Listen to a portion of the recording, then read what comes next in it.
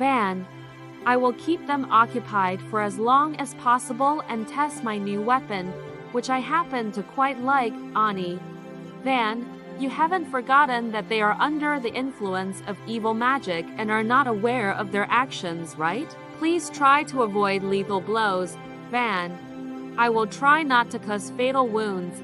Van opens the door of the forge and discovers an army of gnome guards there, numbering about 100. Then he closes the door and says, Van, come on, I'll show you what real power is. Entering the army of gnomes, Van unleashes a brutal duel with them, knocking down several guards with each blow. Most of them collide with the walls of the cave, lose consciousness and fall to the ground, becoming immobilized. Van is soon joined by Areg, armed with a sword made by Torque.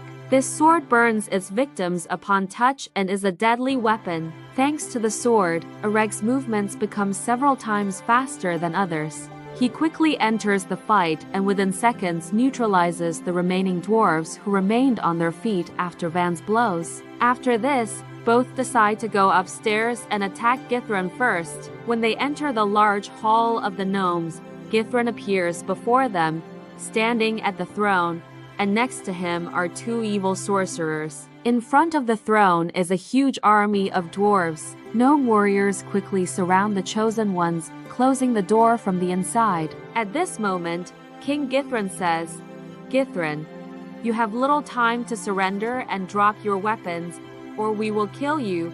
After these words, Van and Areg begin to laugh loudly, which angers Githran and those two sorcerers who order to attack and kill them. Van, Areg, do you remember that we don't kill anyone? Areg, it's easy to say. Your weapon is not a sharp sword, every blow of which can be fatal. Van, you should use your speed, let's smash them. Van and Areg accept the challenge and engage in a fierce battle. Not only ordinary gnome warriors fight on the side of the gnomes, but also gnome wizards, gnome giants in general, the entire gnome kingdom. They all attack the chosen ones, confident that they will be easy to defeat. However, Areg and Van do not lose heart and begin to win victories one after another. Gradually disarming many opponents, the chosen ones strive for King Githran, hoping to remove him from the influence of evil. But when the heroes are at a sufficient distance, those two guardian gnomes appear in front of them and turn into black evil magicians. Their main strength was the art of deception, thanks to which they ruled the entire kingdom of the dwarves for a long time, holding it on their threads. Now freed from the guise of the guards, they decide to resort to their insidious magic and deception to lure the chosen ones into a trap.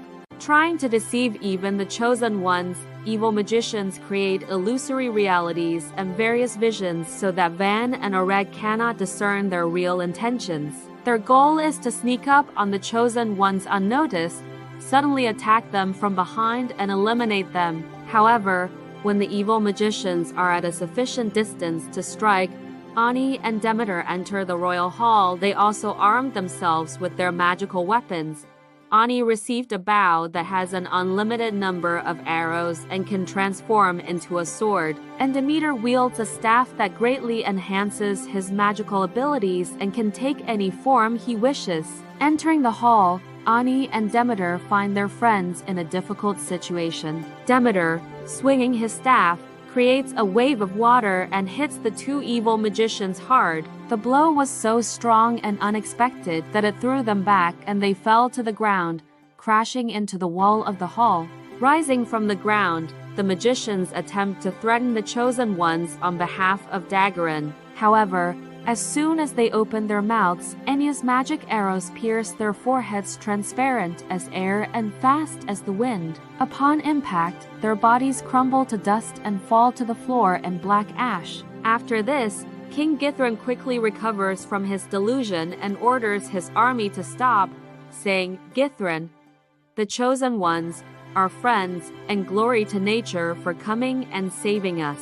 If not for them, our kingdom would have been destroyed. How can I thank you? Van, King Githran, I would ask you to send some warriors to help the gnome blacksmith Torque. Things are going badly for him and he needs a doctor. I would also ask you to help us return to the kingdom of people as soon as possible." The chosen ones tell Githrin about the situation, and he immediately gives the order to the gnomes to gather and open the tunnel. While several gnomes help to work up, the rest, with the support of Van and the other chosen ones, quickly dig out the tunnel. Expressing gratitude to King Githrin, the chosen ones hurry to the realm of humans. The chosen ones, approaching the castle, hear the sounds of crying. When they enter the palace courtyard, they find King Rusa sitting on the ground, sobbing near the corpse of his brother Hayk. The sorcerer Tyre stands next to him, expressing joy and trying to make some kind of statement. Many people from the kingdom gathered around, trying to understand what had happened. Seeing the chosen ones, Tyre says, "Tyre, it's so good that you returned to this fateful moment. Today, the magical world has defeated evil." Demeter, "What happened, Tyre?" "Tyre, we defeated evil thanks to King Rusa. Entering the world of evil, he killed Dagrin and closed all the corridors. It turned out that King Rusa is the fifth element chosen by nature, lightning." Van and Hayk, "How did this happen? Who killed him?" Tyre, "The most painful thing about this situation is that we learned that the king's brother, Hayk, was a traitor. He collaborated with Dagrin in an attempt to kill King Rusa and seize the throne." Van, "It's impossible. Hayk couldn't betray his people and his brother. Picking up his giant hammer, Hayk has done more for this kingdom and the magical world than all of us combined." "I don't agree with you, Tyre. I'll figure it out myself." Tyre, "I advise you to rest and lay down your magical weapons. It is no longer needed. Dagrin is defeated." Tyre, "If you do not listen to me now and do what I say, we will have to consider you traitors and sentence you to death. Now I will show you how it all happened." Tyr shows a vision in the sky where King Rusa is seen piercing Dagrin's heart with a lightning sword, and Hayk tries to stab him in the back. Queen Lasma exclaims, "Lasma, enough, I can't look at this." Hugs Hayki's son Raphael and begins to cry.